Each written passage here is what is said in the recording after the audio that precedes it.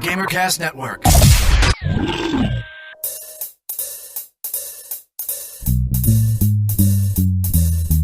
Hey. All right.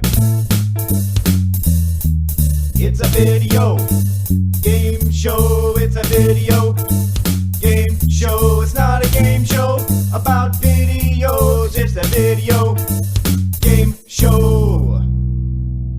Welcome to the GamerCast Network Video Game Show, episode number 59 for Sunday, October 14th, 2007. I'm Chad, and this week for the roll call, when I say your name, tell me any rituals or things you do when you get in the whole game mindset. Like, for instance, I'll give you an example here. When me and Tom used to play Counter-Strike every night, in the apartment we would turn off all the lights, set the mood, and just put our headphones on and start staring at screens. Cuddle. Talk about your feelings for a little bit. How the day went, maybe have a glass of wine. Pop in some Barry White. Let's get it on. That's Marvin Gaye. Oh. But seriously, we would usually have a thing saying, okay, it's after dinner time to turn off the lights and get ready to play some Counter-Strike. So, do you have anything along those lines that you do when you go to game? Joining us this evening is Ivan. Mine's not nearly as intimate and romantic as yours, but... Well, when I play like Xbox 360, it's not really a ritual, but it's things that I need to do to be comfortable, and that's I usually turn off all the lights, pour myself some wine, and call up Tom and talk about my feelings.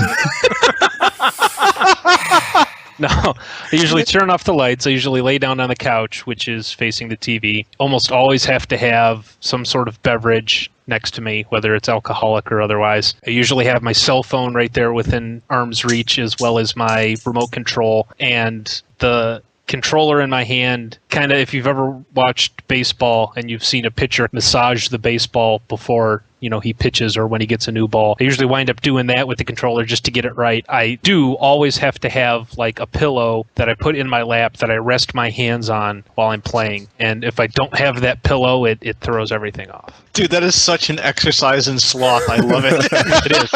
Very good. And also joining us is Phil. I guess first thing I make sure that I do is check to make sure my friends are online to play, and then make sure I got the right IP address for the server. And that's not so much a ritual as what you have to do. Honestly, I don't really do much. I pretty much grab the controller or keyboard and mouse and go. Moving on, Bob. I don't have a ritual so much, but I do have a favorite time to play video games. That is 8 o'clock Saturday morning. I feel much more zen playing if it's like 8 o'clock in the morning on a Saturday, if it's like really rainy and nasty outside. Then you just kind of like, just sit down, you put one hand on the mouse, one hand on the keyboard, and you're just like, game. And finally, Keith. I like to put on the aviator cap and goggles, strip down, grease myself in Grisco, put some clothespins on my nipples, and sit down for some good gaming. Doesn't that screw up the nipples of clairvoyance by having clothespins? Well, nipples of clairvoyance ruin the game because then I know what's going to happen. Oh, right. So it's to handicap myself so I don't rule every game. I think Tom has that problem too. Yeah, but in all honesty, I just take Ivan's thing, less the massaging of the controller. Except I have a blanket quilt that my mom made many, many moons ago that I snuggle up under. And I do lounge on the couch the exact same way with my drink and my cell phone within reach. And I pull on my nipple clothespins. And next topic. This week on the GamerCast Network, Uncle Gamer finally celebrates their 50th episode. Make sure you don't miss the hilarious opening. Achievement Junkie gives you 5 episodes in one by unrolling the orange box. Also, Puzzle Quest coverage and find out how to teach non-gamers to understand games. Gamertag Radio interviews Activision about Guitar Hero 3 and Call of Duty 4. Also, EA's Army of Two community event recap. Sarcastic Gamer covers the good news and the bad news about Kane and Lynch, plus a revelation from Doc about the PlayStation 3. On Podtacular, the unofficial Halo Universe podcast, Fumo Jive and JVB break down the latest developments since the release of Halo 3.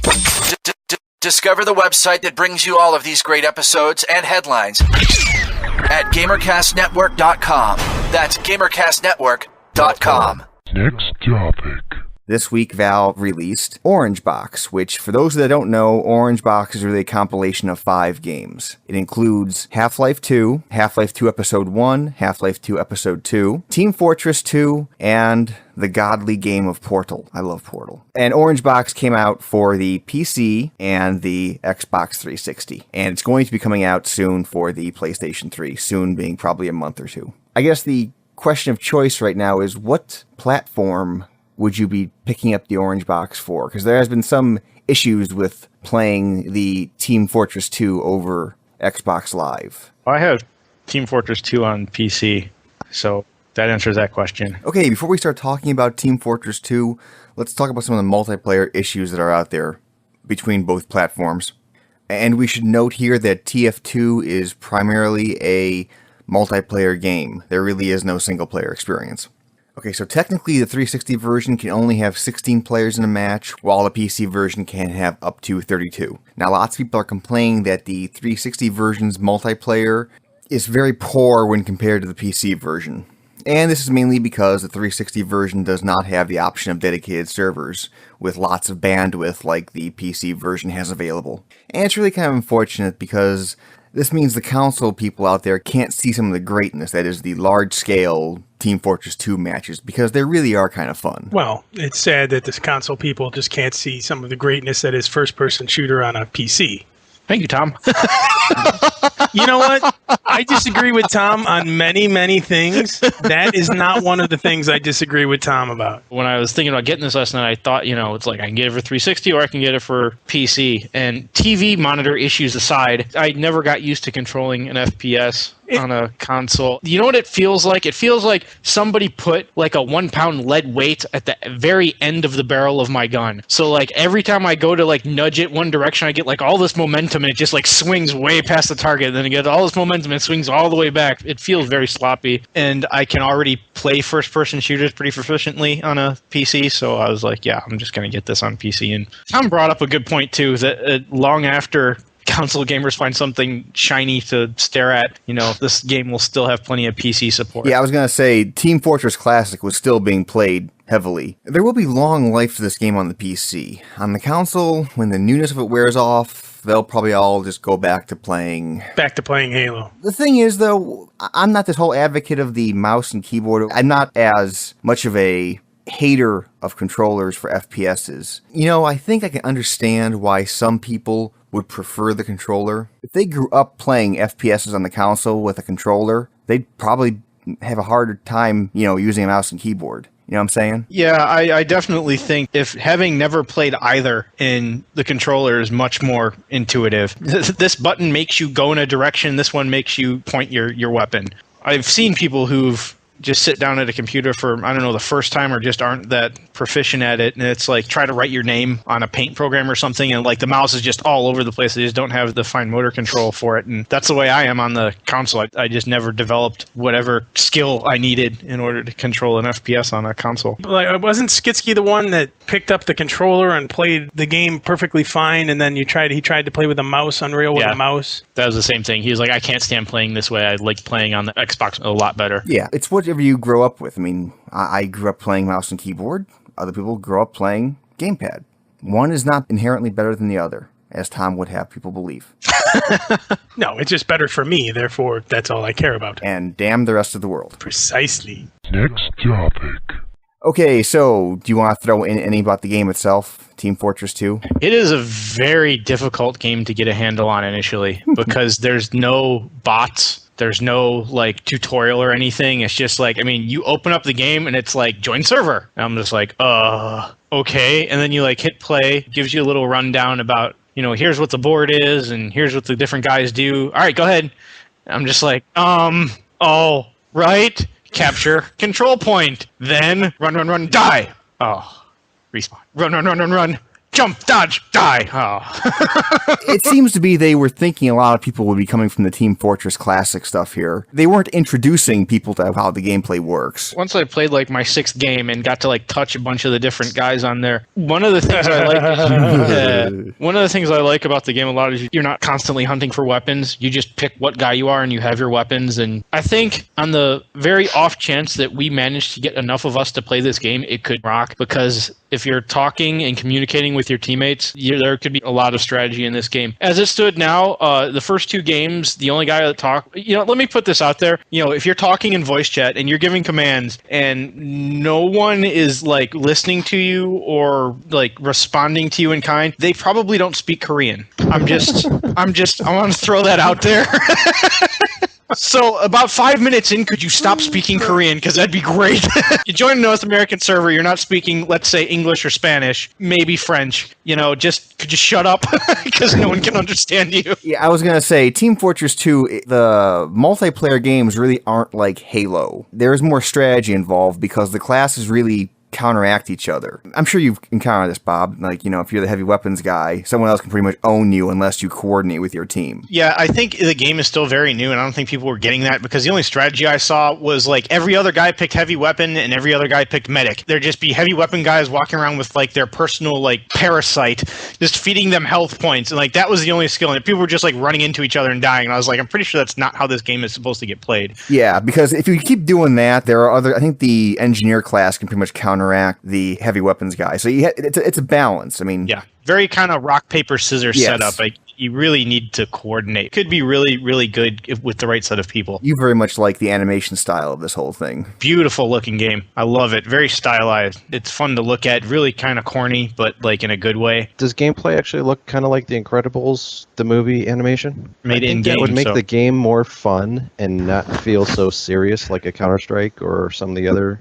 like World War II games. We want those World War II games to be a little more lighthearted. Could you liven this up a little bit? Maybe a little sunshine, a couple of trees. Maybe they could bleed flowers.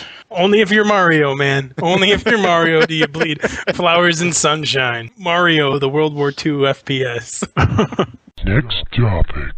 Part of Orange Box is this game called Portal. And the idea behind Portal is the single-player puzzle game. I was just going to say, Team Fortress is clearly a sequel to Team Fortress, and obviously Half-Life 2 is the same. Is Portal something new that just came out with Orange Box? Yeah. Because it is, when you do play it, it looks like a first-person shooter, even though it's a puzzle game. Oh, yeah, it looks just like a first-person shooter, yeah. Basically, there are 19 rooms. Each room has a different kind of puzzle layout, and you have to figure out how to solve the puzzle. Now, the way you solve these puzzles is you have this gun, and this gun can create 2 portals. The idea is you can open a portal in one place and then open the other portal on the other side, and then when you walk in one portal, you come out the other one. So you can kind of like teleport. And most of the puzzles in the game involve using these portals to do really funky and weird things. So here's an example. So I have to clear a fence. Now, the fence is high enough that I can't jump over it. Yet, there's a wall that's high enough that if I was near the top of this wall, I could easily get over this fence. However, I can't climb the wall at all. Near the top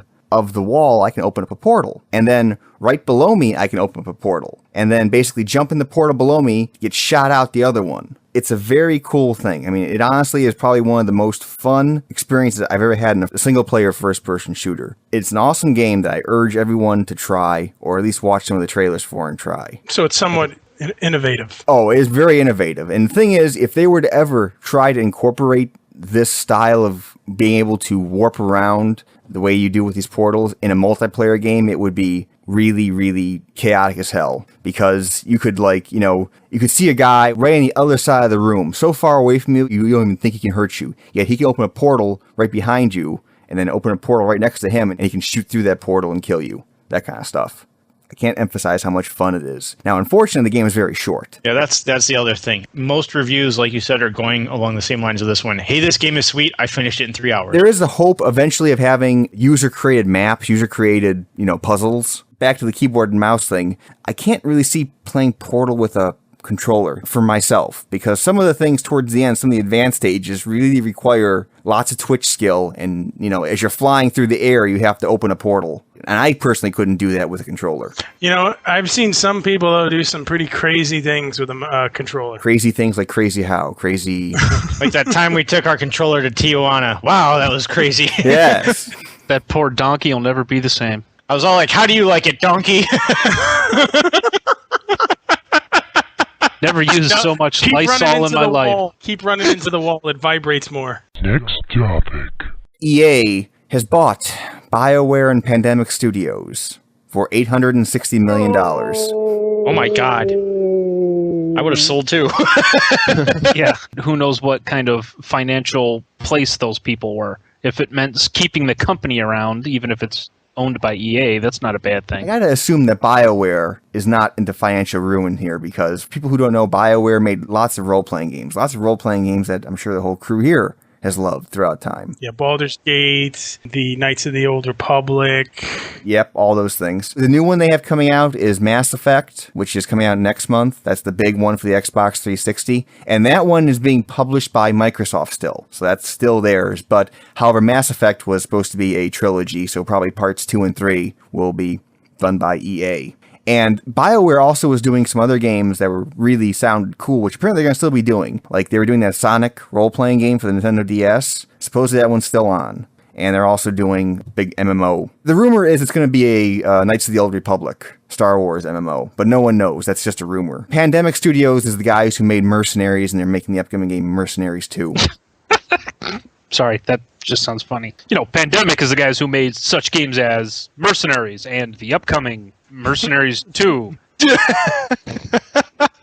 Yeah, so now EA is just buying up studios right now, left and right. Not good. Not good. Yes, Keith, now they are part of EA. Not good. Is Valve owned by EA? No. They will be. They will be. No, Valve is their own entity. That's what I thought. Because I'm sorry, I got in an argument with somebody at work on our forums about that, and somebody threw that up there, and I was like, yeah, soon the only two will be left are Valve and Blizzard. He was like, Valve's already owned by EA, and I was like, no, it's not. He was like, yeah, it totally is, and I was like, okay. I mean, EA does publishing for Valve. Sure, but they're not owned by them. EA does publishing for everyone. It's like you have to pay the troll to get across the bridge. He might have been confused by the fact that EA is the one who is doing Orange Box for the PlayStation 3. They're doing some development and publishing on that. Okay, so I stand by my comment then that soon the only two that will be left are Valve and Blizzard, because Ubisoft's next. You know they are, too. They already got 25% of their stock bought out. Hostile takeover, baby. That's how they roll. All of the free peoples of Middle-earth will fall before the might of EA. EA already owns Middle-earth. Yeah, they're the ones that did that strategy game we have to give away here in a little while. See, they do own Middle-earth. Next topic.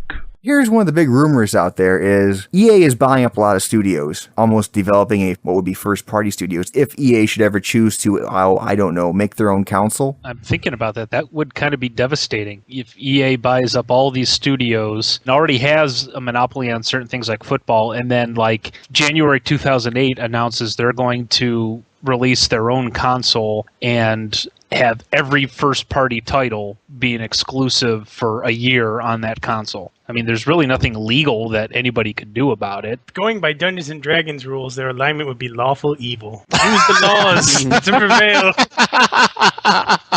So say EA brings out a console. I mean, do you foresee that being a million seller here? I mean, do you see lots of people buying it just because they're the ones that bring out, everyone knows Madden or those kind of games? I mean, everything is name recognition. I mean, think about all the advertising. When you pick up bathroom tissue, you say Kleenex. How many politicians do we have who have been reelected for 30 terms in a row just because people show up and go, oh, I know that guy's name. I'll choose him. Of course, I think people are going to continue doing that even with Men's. They're going to be like, oh, Men's.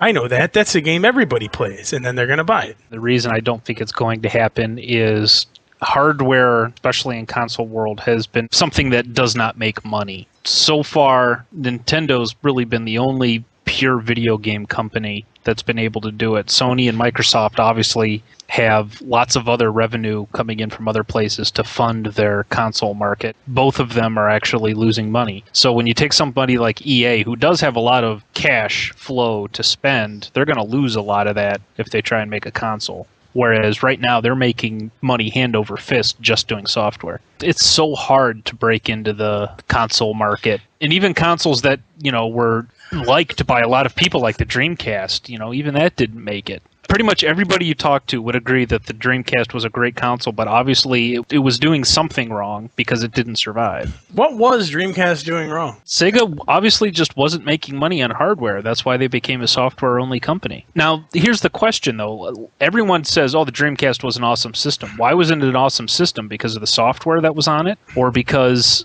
of the hardware itself? And if everybody says, well, because they had such awesome games, well, that awesome games sometimes sells hardware. If it's not selling enough, that's how companies can turn to say, well, you know what, we're making tons of money on the software, but we're losing money all over the place on the hardware. Let's just make software.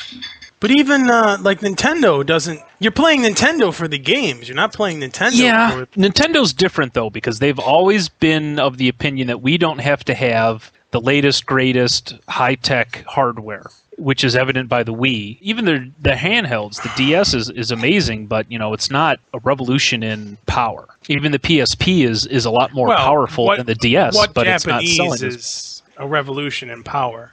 Arguably the PlayStation 3. No. No.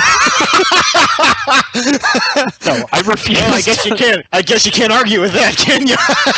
He just said no. You can't argue with no. While you guys were talking right there, I just did a quick glance over just some notes on Dreamcast. One of the reasons the Dreamcast failed was, Dreamcast came out in 1999, and a year later, that's when the PlayStation 2 came out. The PlayStation 2 dominated in Japan primarily because of things like, DVD playback and that kind of stuff. Yeah, people never really think about that, but that is huge. That was the first DVD player I owned, and I thought, well, this is perfect. I'll buy a PlayStation 2. It's better than the PlayStation 1, which I had a lot of fun with. Plus, now I can watch DVD movies, which is awesome. And this was at the time that most DVD players were comparable to that price range. Enough so that it made a lot more sense just to buy a PlayStation 2. Right. Yeah, but if you're a doing gamer. That's also part of the reason why they screwed themselves over with the PlayStation 3 and the Blu-ray. Well, I think the other thing is when the PlayStation 2 came out, DVDs were already in the market. So right now they have a problem because no one's convinced that the Blu-ray is that super awesome, and they still have the competition with HD DVD. Well, the other thing is I think a lot of people still don't have the super-duper HD TVs to appreciate what high-definition DVDs do for you. I finally got to bear witness to the joys of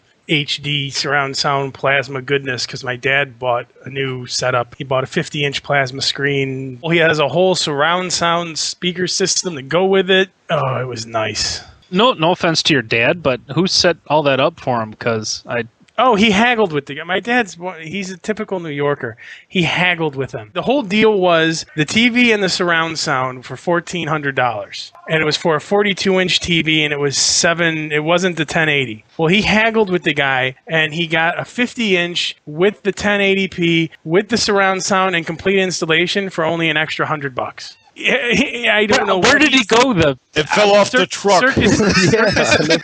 I guess he showed up with Grandpa's meat hook or something. I don't know what he negotiated with this guy, but it was just like, oh my god! Because I didn't know that places like that haggled. My dad haggled with Sam's Club. I was gonna say, he would haggle with the hangman. No! I don't want to be hanged. I want the axe. Let's go.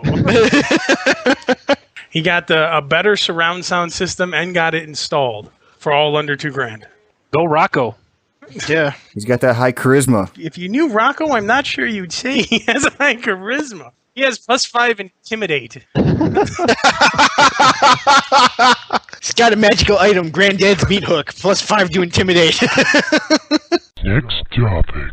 Let's follow up some things we talked about over the last couple episodes. You know how we talked about there really weren't made 2008 Wii games to look forward to? Well, you have a new one to look forward to because they're delaying Super Smash Bros. Till 2008. Yay! We have a 2008 game. The Wii's been out for, a year and a half? Because this will be its second Christmas? This is the first full Christmas. Last Christmas was the Mad Wii Rush. Okay, so that means by the end of the year it'll be out for over a year. And they were talking about Smash Brothers Brawl before the Wii even came out. If I'm not mistaken, it was supposed to be a launch title. Another follow-up item here was that, we talked about Halo 3. Lots of people were touting, Halo 3 is #1 in Japan. So this week's sales numbers. Let me guess, it's not #1 in Japan anymore. It's not even in the top 30. Ah, what a shock. Slid right off. And now it's been replaced with good old Dragon Ball Z for the PlayStation 2. Oh, that's almost an insult. Not that there's anything wrong with those games, but a PlayStation 2 game. It's because of his helmet. Helmet? Whose helmet? Go on. Master Chief's Chef. helmet. Oh, no, I just figured if I insulted his helmet again, we could stir up a whole new pile. I thought there was going to be a rant there about Japanese and not liking helmets or something. That's why I said, go on. They probably don't like helmets either, but I know. Well, if they're wearing helmets, their girly blonde locks can't flow in the wind. Next topic. Mailbag. So we have a question here from Drew, and his question has to do with Rock Band. Guitar Hero 3 is coming out very soon. I just want your personal opinion on this. Do you really think that Rock Band will blow Guitar Hero 3 out of the water? I'm the only one that plays games at my house, so I don't think I'll need Rock Band. Not just because of the price, just because I don't need all that stuff just for me. It seems awesome, but I don't need it. What do you guys think from the single gamer's point of view? Love the podcast. Keep up the good work. Before we have our take on this thing right here, let's go with the story that just happened this week about Rock Band. So we know that Rock Band's coming out, and it has that bundle where you get the guitar, the mic, and the drum kit along with the game. Apparently, according to a Harmonix representative, when the game comes out in November, you're only going to be able to get the drum kit, the mic, and the guitar all in a bundle. They're not going to be sold separately at first. Personally, I really want to play Rock Band, but I just want to do the drums. I don't really want to do the guitar or the microphone. I'm out. I can't do it unless I want to spend $170 on the whole bundle. And apparently, according to the Harmonix guy, it is going to be available eventually, individually, in 2008, February is what they're targeting. And the reason they're doing this right now is because components themselves aren't cheap. It's cheaper for them to create the bundle. The individual items would increase costs, meaning there would be less bundles at launch. And the retailers themselves are happier with the fact that they don't have to have more floor space devoted to all these items. They can just have one bundle. I want to put out something here. Money on this. Largest box for a video game ever. Just throwing that out there. Yeah. This thing's going to be just like a 3x3 crate. It's going to be them old-fashioned Looney Tunes kind. It's just going to say Rock Band spray painted on the side of a stencil. You need a crowbar to open it. But I was about to say, that's also crap. You know as well as I do that they're not going to have to designate any shelf space for it because it's just going to be flying off the shelves as it is. I remember last year when I went to get Guitar Hero 2, I had a hard time finding it at Christmas time. Rock Band is designated end of November. I'm sure around that time period it's going to be all holiday shopping season. You mean like the first day after Thanksgiving? You mean largest shopping day of the year? Yeah, I think it's just a coincidence that it just happens to show up on that day. Yeah, well, I've said it before. I mean, it's very different from Guitar Hero. I mean, even the guitar itself for Rock Band is very different. You can't just expect to pick up the guitar that you use for Guitar Hero to play the guitar part in Rock Band because there is a whole second set of buttons for the guitar solos. And it's probably going to be more oriented for group play. That, and it's also called Rock Band. Single player mode. I'm taking a guess there. Really going out on a limb there, Keith, aren't you? To answer this guy's question, it's going to be a matter of what you want to do. If you want to do the guitar, buy Guitar Hero. If for Chad, who wants to just do the drums, wait until you can buy it separately. Because one of the big selling points of Rock Band is supposedly the fact that you can play over Xbox Live or PS3 Live with other people. So, PSN is what you're looking for. Okay, there. PSN, yes. PS3 Live. So, you'll be able to buy just the game and the drum set and still be able to play single player. Do you think they're going to have, like, Drum Hero? They might release a separate game down the line. I mean, yeah, that'd be easy. Once you've got the peripherals out there, kind of do like the Guitar Hero Rock the 80s thing where it's you've already got the software developed and it's just a matter of plugging in new songs. You could do that with the drums pretty easily. Or the other perspective would be, if they're very serious about this whole downloadable content for Rock Band, maybe they would just have lots of songs that contain drum solos or things like that. Yeah, do some put Fleetwood Mac in there. Or Led Zeppelin or somebody that's, got like mega drum solo songs. People here with 360s, are you picking up Guitar Hero 3? Yeah, I'm going to get Guitar Hero 3. I learned my lesson as far as the group play thing with the Wii. I bought that for group play, and then all you moved away to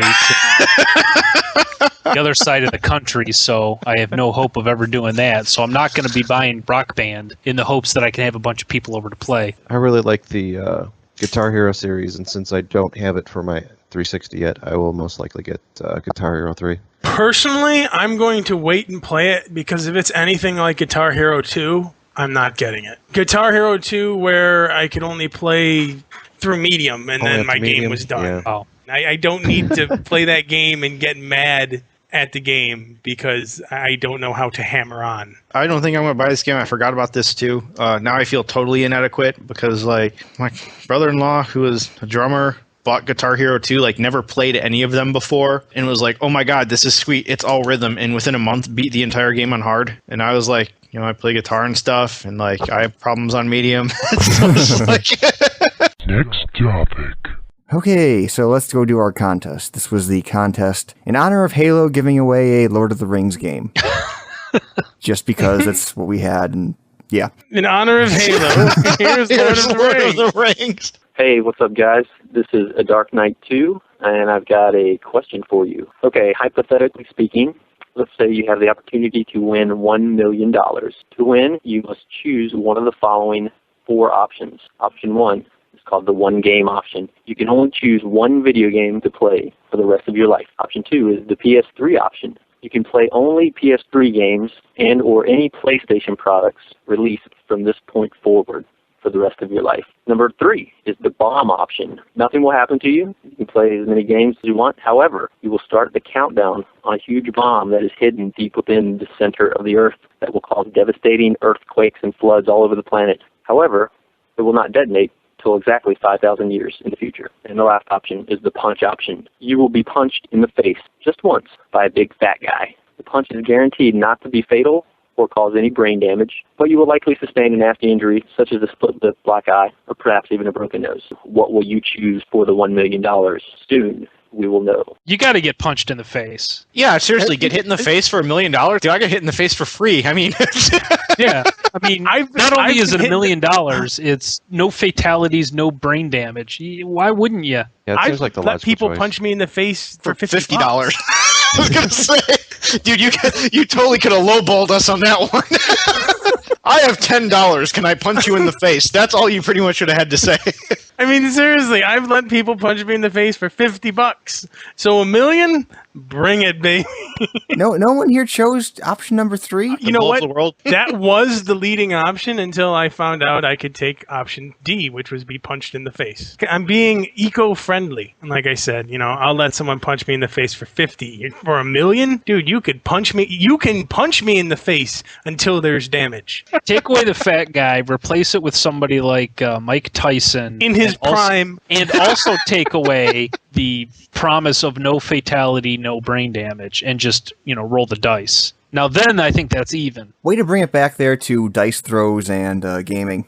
No problem. I did that on purpose.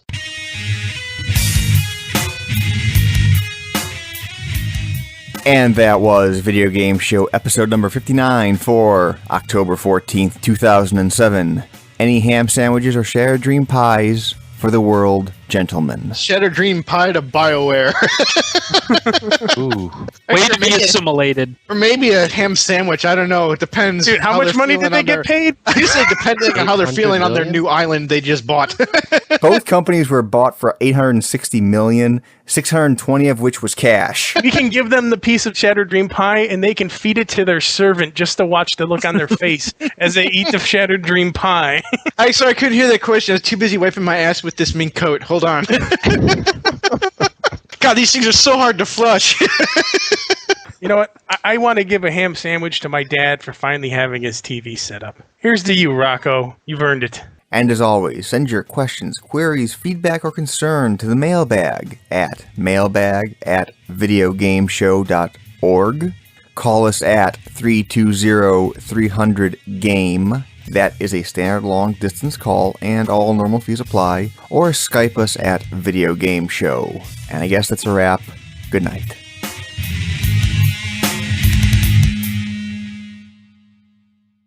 Well, I just think it's all funny because we always ended up at your house. And, for a while, I couldn't figure out why. But then I was like, wait. See, the thing is, if you go over Paladino's house, you automatically got Chris, Keith, and Brian there to do stuff with.